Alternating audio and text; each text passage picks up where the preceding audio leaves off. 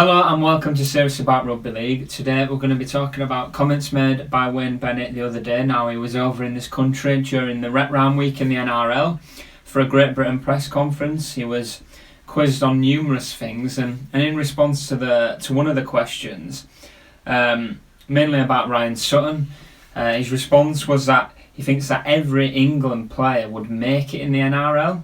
Now, he said, "I've said to these guys here, and I'll be quite candid with you all, and it's been proved again with Bateman turning up and Sutton turning up. The guys that play for England, there's not one of them that couldn't play in the NRL competition and be a regular first grade player. Not one of them." Now, this got us thinking. The latest England squad that was announced, a performance squad in April this year, a 30-man squad was announced. So I'm going to run through those 30 players now with Paul and Jack, and we'll see if what Wayne Bennett's saying is actually right. Would every single one of those players make it in the NRL? Now, I'll start with you, Paul, because you questioned Ryan Sutton's capabilities of going to the NRL and doing what he's done. Yeah, hands up there, because obviously I watched him for Wigan quite a lot, and I think we've always talked about him coming through, and he's the next one coming through. Sean Wayne always spoke well, obviously. Sean Wayne does, 10 times more than me about rugby, but I always looked and thought, no, not for me. He's not in that. He's not that level of the players we've been sending over there, but it's the right coaching is getting over there and everything else. He's blossomed. It's brilliant for him, and it's going to be brilliant for England as well, and probably Great Britain as well. I think he's not going to be far off. So yeah, I was absolutely wrong there. So I'm probably going to be wrong about quite a few of these as well.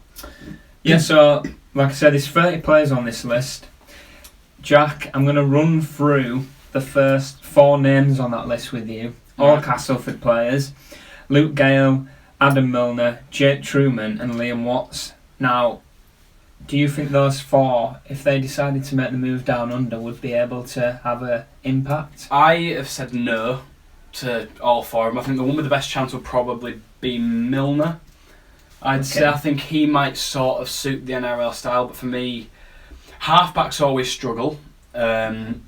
And backs generally always struggle. It tends to be the forward that do well straight away. So, and that brings me on to Watts, I guess. I think Watts he's not one-dimensional, but I think the physical demands of an NRL prop are much, much higher than the physical demands of a Super League prop. Yeah. And to be fair, I just don't think he'd suit their style. And again, I'd love to see the player I'd love to see out of those 4 do well and try in the NRL is Truman. I think he's got so much potential now. He's still only 20, I think. So you never know. He could be one of those to buck that trend and actually be a successful halfback over there. But if we're saying on the basis of now, then no, I don't think any of those 4 players again. All right. Well, what is it, at Conlon98 Jack? Yeah, if you want to abuse tweeting Castleford fans, tell him. Yeah. Definitely. The next name on the list, funnily enough, Paul, is Sam Tomkins. Now, he's already been to the NRL. Would you regard his spell over there as a success? Did he make it in the NRL? I'm probably quite biased on this, but I think his second season he was injured. I think a lot of people mentioned what happened in the second, but he had a bad injury. He had a knee injury. I know it was a bad one. But I think his try scoring stats in the first season weren't that bad at all. I mean, we all forget it. I mean, it wasn't like he was signing for the Roosters or the Broncos. He was signing for the Warriors, who are very, very inconsistent. I think he was okay over there. I think, unfortunately, we speak to a lot of Warriors fans who you can speak to on social media. They probably disagree with that. But I think that's more to do with it. I think people say it's the worst sign. I think a lot of that's more to do with how much it cost to get him over there. Now that he didn't, that's not his fault. That was his worth at the time. That if they offer him that money, he's not going to say, well, no. I think I might have. I'll take a little bit less than that. I don't think any of us would do that. So I think that's probably judging him a bit harshly. But I think overall, I think he was a success. I think he's at the end of his career now. I wouldn't imagine he'd come back there. But I do think it's probably more than anything, after watching him at Wigan before he went, I think it's a bit of a shame what happened in the second season. And I was quite disappointed to come home. Actually, I think I'd love to see him play the third season with his fitness, getting back together and seeing what happened. Yeah, well, I'm going to skip a few names that we'll come back to, because you mentioned there that Sam Tomkins perhaps maybe didn't make as big an impact because he was playing for the Warriors, who are one of the bigger teams. Now, Callum Watkins has gone to Gold Coast, who are arguably even worse than the Warriors. So is that going to impact on what he's going to be able to do in the NRL? Again, I don't think. I just think when you judge his performance, you've got to look beyond his actual performance and look at what team he's playing alongside. Like, if you're playing for the Roosters or one of the bigger teams up there, then you're going to be more prominent. You got a better pack. Especially for halfbacks, obviously he's a centre, but more dominant packs that you're playing behind. So you see more of the ball. There's going to be more space. Who you've got outside you on the wing. It's all relative. But it's just But I think he's definitely good enough. I think he'll be a success over there, especially next year. I think it's great that he's gone when he has, because he's now got got a few games at the end of the season which pretty much don't really mean very much, and he's going to have a full pre-season and he's going to come fight. But by next March he's going to be flying. He'll have no excuses. But yeah, so I think if he's not right up there in the assists, the try scores, I think we have to barter in the fact that he's playing for the Titans. But I think if we just judge him on his personal performance, I think it'll be a success. Yeah, now I'm going to come to you in a minute, Jack, because I know you've got an opinion on a few of the whole players that are in this squad. Just lastly, for the time being, from you, Paul, the man outside Watkins in that World Cup for England with Jermaine McGilvray, player of the tournament, albeit since then maybe not reached those heights. Do you think he could still go to the NRL and do damage? Or? I do, yeah. I really do. I think we put him in a few of the teams that we've done on podcasts. He's tremendous. He's tremendous try scoring record. It's who tries top try scorer one season. Yeah, he never hides. He's the first one to run the ball in. Everything you'd want in an NRL fullback is in Jermaine McGilvray, and like I say, that World Cup, he was outstanding. So yeah, definitely. Yeah. So the whole names on the list now are all players that are still of a good age that could go to the NRL now if offered. We've got Jake Connor, Jamie Shaw, and Scott Taylor. Now, I think everybody's looking at Connor and thinking he's the one. Would you think he'd be able to go there now and have a similar impact to, say, John Bateman? I'd say maybe not now at the end of the season. I think a season or two down the line when he's a bit more mature and seasoned. I think the one thing that I've always noticed about, especially with the backs that go over, is the physicality. So I always think of the example of Zach Hardacre. Mm-hmm. So when he was at Leeds, he was always probably the physically the best fullback in Super League. In terms of how he held himself and his he barely ever took a backward step or was pushed backwards. But then when he went to Penrith towards the end of the 2016 season, he just looked tiny. Yeah. He played in the centre over there. He just looked tiny compared to the centres and wings he was around. And so I think that's one big factor that no one really sort of realises until they're over there is how small they actually seem. Which sounds weird saying, but I think that's one thing. I think Connor would have to bulk up, but I think his skill set. I think he's the most naturally gifted player in the league, without a doubt. His handling and his confidence, just to literally just play what he sees, and he's not afraid to maybe got to go for the odd flick pass or to try his hand at something a bit different. I think would suit the game out there really well. So I think Connor would make it. We've also got Jamie Shaw and Scott Taylor, like you mentioned. Shaw, I don't think he would. I think again size may be his issue. You look at a lot of the NRL fullbacks. You look at Tom Trbojevic, for example, James Tedesco, all physically physically big players. I don't think Shaw would fit in alongside the likes of those. And I think Taylor's one that I was debating over. I think he does have the pedigree to do so. I think he'd be interesting to see how he went over there. So. I don't think he'd maybe set the competition alight like the Burgess boys or Graham had, but I think similar to sort of Ryan Sutton, he'd just be a solid player. He wouldn't let anybody down. No, exactly. I think you look at Taylor and he's very athletic as a prop. He's got a great last minute step before the line and stuff like that is what they love in the NRL. So I think Taylor and Connor are the two out of those three. Where's for Connor though? Where would we pick him? Because I think he played exactly halfback, and I think recently in the derby he played in the half. And I think he'd be largely I think he's largely ineffective. Yeah. I think that's the problem he's got. He's a bit like Rashford in a way. He's very versatile. Where's he play? Yeah, sometimes that could be a hindrance. Yeah. Well, we move down the list now. We've got Robbie Mulhern on there, who had a big season for KR, probably more so last year. Struggled a bit this year with injuries and whatnot. Now, he's perhaps another one similar to Ryan Sutton in that you wouldn't think he would go there and be as effective as perhaps Ryan Sutton has been, but could perhaps reach those levels. Yeah, well, again, I was just saying we've not heard much from him. Obviously, as he's saying, he's been injured for quite a lot this season. It was massive last year for Rovers, but yeah, I think Jack mentioned that to me before. I was thinking about, so I'm probably going to say no here, but I think maybe learn my lesson with Ryan Sutton. I think that the coaching you get over there, the way that I've been playing, I think I could definitely see that. I do like the similarity with Sutton. Yeah, definitely. I don't see any reason why not there really. Yeah, well, Stevie Ward was in the latest squad, funnily enough, and I'm pretty sure the other day he's been ruled out for maybe the rest of the season. Yeah. Pretty much another injury ravaged campaign for him where he's hardly played, so it's probably a bit hard to make an opinion on him right now. And then we've got quite a few Saints players in there. We've got Johnny Lomax, Tommy Makinson, Matt Percival, James Roby, latter end of his career now, but Luke Thompson, who's been linked heavily with the NRL, and Alex Walmsley. It's hard to argue to say that any of them wouldn't make it. You see, I'm going to disagree there. No Really? surprise. Yeah, I think out of the 6 that are there, 3 would, and those 3 for me would be Makinson, Thompson and Walmsley. Right, okay. I think those 3, like I said again, I've said it earlier, that forwards tend to do better than the backs. Yeah. I think Roby would have done a few years ago. I think now that he's at the latter end of his career, like you said, I think he could still probably hold his own over there. You know, if he went over now, but I don't think there'd be much point for him.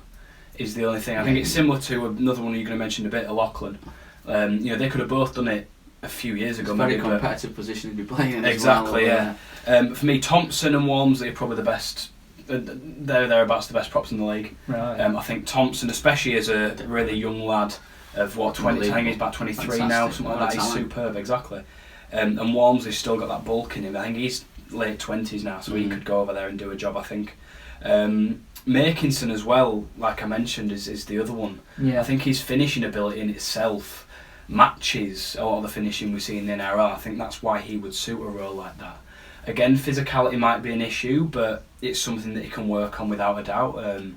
I think, you know, we saw Ryan Hall's doing, he's only played a couple of games, but he's doing alright. And I think Makinson, if he got to, not the same build, but you know, put a bit of muscle on or something like that, then he'd be fine. But Percival and Lomax for me, again, I just don't think they'd suit the style. And you know, again, it's a bit of a controversial one, but yeah, I don't think Lomax in particular, I think as a halfback or a fullback just wouldn't match what is already out there. Yeah, that's fair. When you talk about Makinson's finishing, we've got Tom Johnson in there as well. He's perhaps a similar mould, struggled with injuries.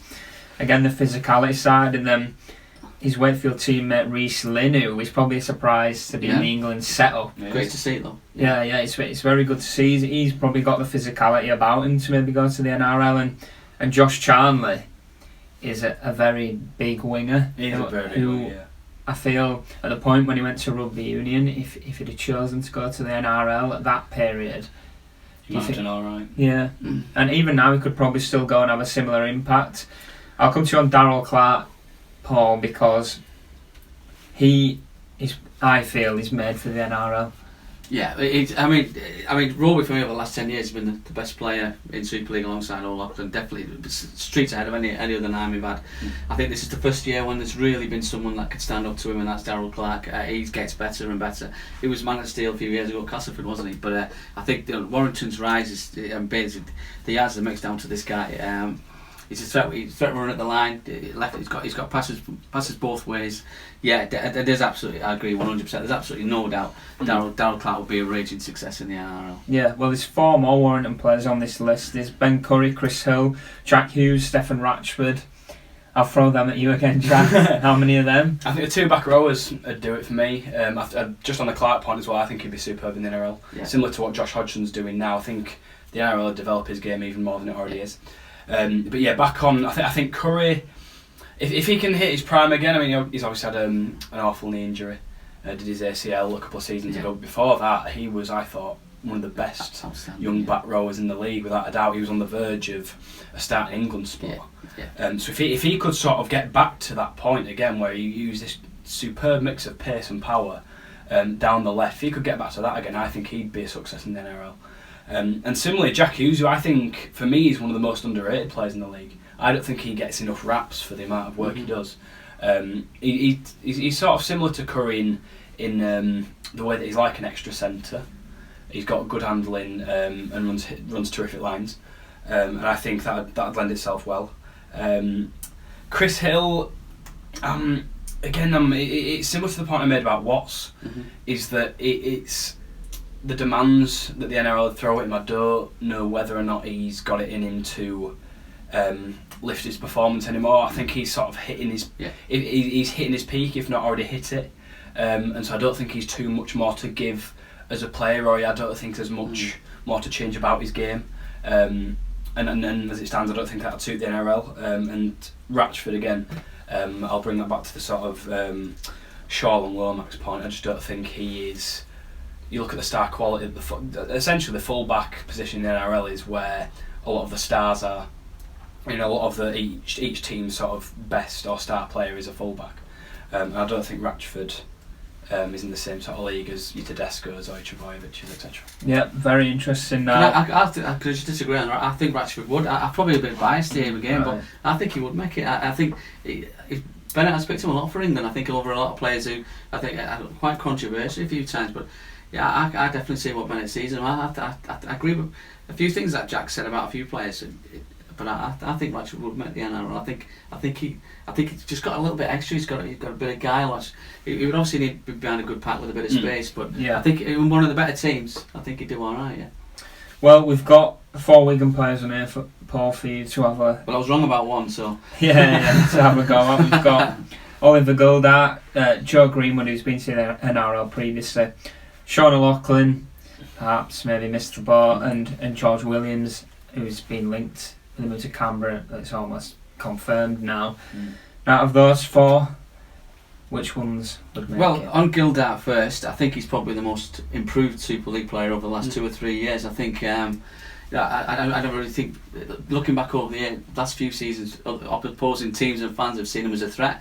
I think that's certainly changed now. I think if Oliver Gildart's on that team sheet, I think he's definitely one we're going to have to watch. So the way he's improved, and then with the actual, again with the coaching, he'd get over there. I think maybe it's controversial. I think he probably would be a success now. Yeah, and I probably would have said that 12 months ago. I think Greenwood is what I would call. He's a Super League player. He looks very, very good, very effective at Wigan. I'm not going to hold his injuries. He seems to have a few injuries, but I'm not going to hold that against anybody. We're basing this purely on talent. But so I would probably say no in the NRL. Actually, he's a very, very good, effective Super League player. I think probably Jamie Shaw in a different position fits that. He's a very effective in Super League, but go up to the next level, probably not quite so sure. O'Loughlin, I think, obviously not now, but 10 years ago, I think he'd have smashed it in the NRL. If you speak to any players that have played with him, you look at when he's playing for England, look at the likes of treat someone like Ryan Hoffman, who've been in seeing him in training. They've got so much respect. I think there's no doubt in my mind. Everyone's entitled to an opinion that 10 years ago he would have been massive in the NRL. And Williams, I've said this before, he's not playing well. The George Williams that's turned out for Wigan week in, week out at this moment in time, then obviously not. But I just think he needs a move. I think that move is just about there now. I think he's probably needed a move for 2 years, if I'm quite honest with you. I think he needs a change of scenery, a change of coach, a change of teammates. I think other teams in Super League know exactly what it's about. They know what he's going to do. I just think a change is as good as a rest, is a famous old saying. I think that certainly fits the bill. And you know what? I think see a lot of people saying that he's not good enough for the NRL. I think he will be, and I think he'll be a success. And I think he'll be back probably by the time the World Cup comes around. If he does go there next year and he has 2 seasons in the NRL before the World Cup, controversy, and you can play this back to me 2 years, I think he'll start for England. Yeah, well, it'll suit him at Canberra with all the English players as well. Yeah, exactly. I think Williams is quite a good name to finish on. I can see neither of you have answered the last question, but how many of the 30 have you got that'll make it? I think I've got about 12. Ooh. About 12, I think. About 16, but I've also got a couple of question marks, like Truman I put a question mark on, because he's a bit young, so you're probably looking forward to as to what he might achieve, as to what he has. And obviously you've got like Stevie Ward with his injuries, which is hard to judge. But yeah, I certainly wouldn't go as far as say what Wayne Bennett said, that's for certain. Yeah, I mean, it's a big call. Guys, what do you think? We've tried his best to run through all those players on that list, but the latest England performance squad, which is all the current English Super League players, how many of them would you think could make it in the NRL. We'll list them below. You give us which names, put yes and no next to which ones you think will make it and not. And make sure to subscribe to this video, hit the notification bell, and you'll get all our latest videos. Thanks for watching.